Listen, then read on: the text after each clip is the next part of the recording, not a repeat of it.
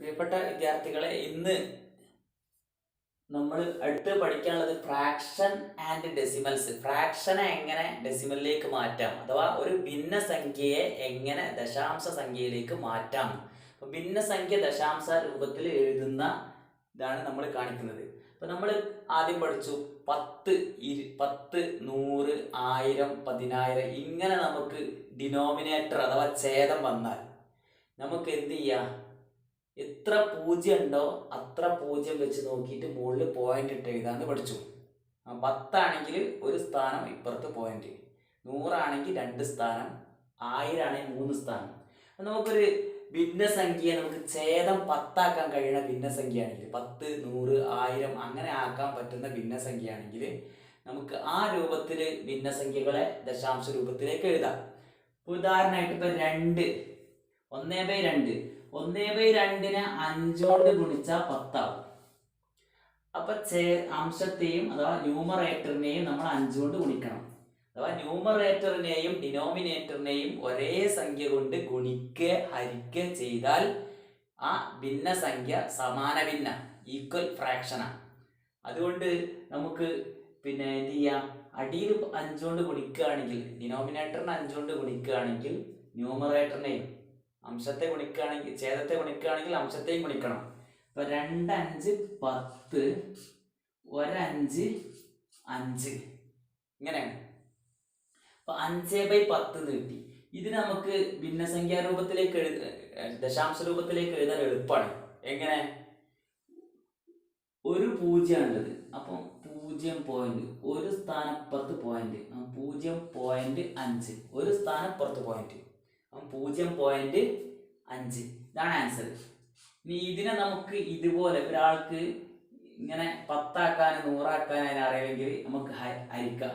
1നെ 2 കൊണ്ട് ഹരിക്കുക, 1 മുകളിലുള്ളത് 2, 1/2 എന്ന് പറഞ്ഞാൽ 1 ഹരിക്കണം 2, 1/2 എന്നാണ്. അപ്പോൾ 1നെ 2 കൊണ്ട് ഡിവൈഡ് ചെയ്യണം. 1ൽ എത്ര? 2. 1ൽ 2 ഇല്ല. അപ്പം നമ്മൾ മുകളിൽ പോയിന്റ് ഇട്ട് കൊടുക്കണം. പോയിന്റ് ഇട്ട് കൊടുക്കുമ്പോൾ പിന്നെ ഇപ്പുറത്തെ 0 ഇട്ട് കൊടുക്കുക. എന്നിട്ട് ഇവിടെ 0 ഇടുക. 1ൽ 2 ഇല്ല. അപ്പം നമ്മൾ മുകളിൽ പോയിന്റ് ഇട്ട് കൊടുത്തിട്ട് ഇവിടെ 0 ഇടുക. അപ്പം 10ൽ എത്ര? 2.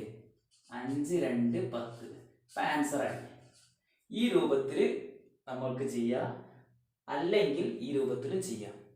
അപ്പം നിങ്ങൾക്ക് എളുപ്പമുള്ള ഏത് രൂപം വെച്ചാൽ ആ രൂപം സ്വീകരിക്കാം. അപ്പൊ ഇങ്ങനെ 10, 100 ആക്കാൻ ചില സംഖ്യകൾ എങ്ങനെ 1000 ആക്കുക, ഏതുകൊണ്ട് ഗുണിച്ചാലാണ് 10000 ആവുക അല്ലെങ്കിൽ 1000 ആവുക എന്ന് സംശയം ഉണ്ടെങ്കിൽ ഈ രൂപത്തിൽ നമുക്ക് ചെയ്യാം. വേറെ എക്സാമ്പിൾ നോക്കും. 4 നമുക്ക് 10 ആക്കാൻ കഴിയില്ല, പക്ഷെ 100ന്റെ ഗുണിതാണ്. അപ്പൊ 4നെ നമുക്ക് 25 കൊണ്ട് ഗുണിച്ചാൽ, 25 കൊണ്ട് ഗുണിച്ചാൽ എന്താവും? 100 ആവും. അത് കിട്ടാൻ ഒരു മാർഗം എന്താ? നിങ്ങള് ഇപ്പൊ 4 എന്ന് പറഞ്ഞാൽ 2 × 2. അപ്പൊ 2നെ 5 കൊണ്ട് ഗുണിച്ചാൽ 10 ആവും. ഈ 2നെ 5 കൊണ്ട് ഗുണിച്ചാൽ 10 ആവും. അപ്പം 2 × 2 ഇതിനെ 5 × 5 കൊണ്ട് ഗുണിച്ചാൽ എന്താവും? 100 കിട്ടും.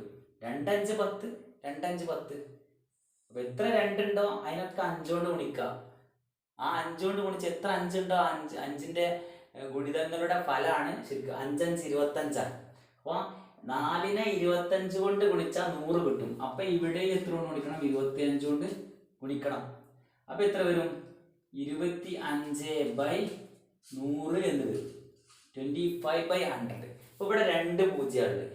2 പൂജ്യം 1, 2 ഇവിടെ പോയിന്റ് വരും. അപ്പൊ 0.25 എന്നാണ്, 0 ഇടാം.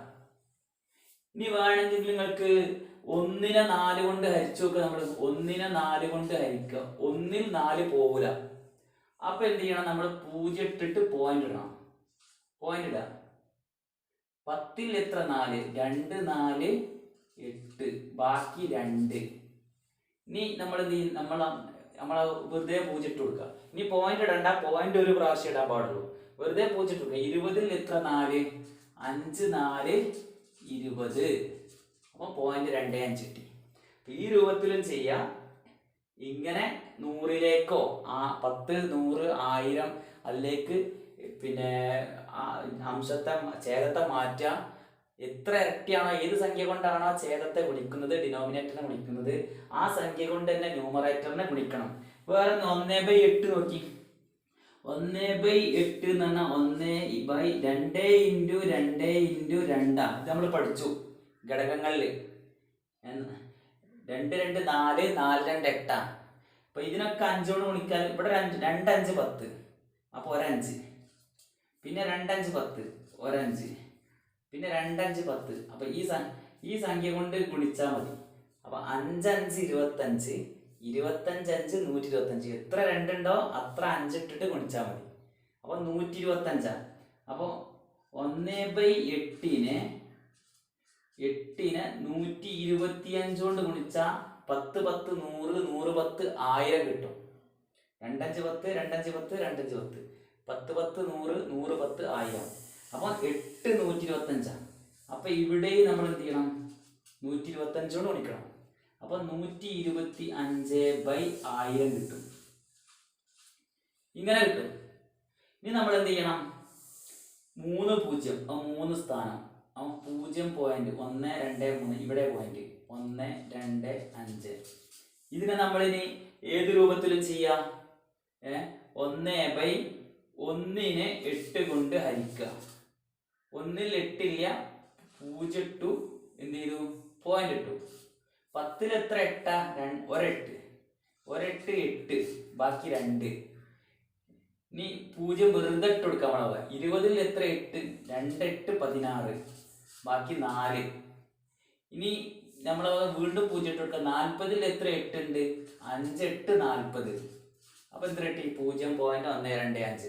അപ്പൊ ഈ 2 രൂപത്തിൽ നമുക്ക് ചെയ്യാം. അപ്പൊ ഒരു ഭിന്നസംഖ്യയെ എങ്ങനെ ദശാംശ രൂപത്തിലേക്ക് മാറ്റാം? അടുത്തൊരു ക്വസ്റ്റ്യൻ 1/40 നോക്കാം. 1/40, 1/40 എന്ന് പറഞ്ഞാൽ 4 × 10 അല്ലേ? 4 × 10 ആണ്. അല്ലെങ്കിൽ 8 × 5 എന്ന് എഴുതാം. 8 × 5 ആണ്. 8 × 5 എന്ന് എഴുതാം. അപ്പോ 8 എങ്ങനെ എഴുതാം? 2 × 2 × 2 ആണ് 8. അപ്പോൾ ഇതിനൊക്കെ 5 ഗുണിക്കണം. 1 5 ഇവിടെ ഉണ്ട്, 1 5 ഇവിടെ ഉണ്ട്. ഇനി 2 എണ്ണത്തിന് 5 മതി. ഇതിന് 5 ഉണ്ട്. ഇനി ഈ 2ന് ഒരു 5ഉം ഇതിനൊരു 5ഉം. അപ്പൊ 5 5 25. അപ്പൊ 40നെ 25 കൊണ്ട് ഗുണിച്ചാൽ 1000. അപ്പൊ 1/8 ഇൻറ്റു 1/8 അല്ല, സോറി, 1/40 ഇൻറ്റു 25 ഗുണിക്ക. ഇവിടെ 25 ഗുണിക്കാം. 1/40 ഇൻറ്റു 25 20. അപ്പൊ ഒരു 25 25, 40 25 1000. ഇവിടെയാണ് നമ്മളെ പ്രശ്നം കേട്ടോ. 25/1000 എന്നാ 3 0 ഉണ്ട്. അപ്പൊ ഇവിടെ 2 സ്ഥാനമേ ഉള്ളൂ. അപ്പോൾ എന്ത് ചെയ്യണം? 1 2, മൂന്നാമത്തെ സ്ഥാനത്ത് നമ്മൾ എന്ത് ചെയ്യും? ഒരു 0 ഇട്ട് കൊടുക്കണം. അപ്പൊ 0.3 സ്ഥാനം ഉണ്ട്. അപ്പൊ 2 5 ഇവിടെ ഉള്ളൂ.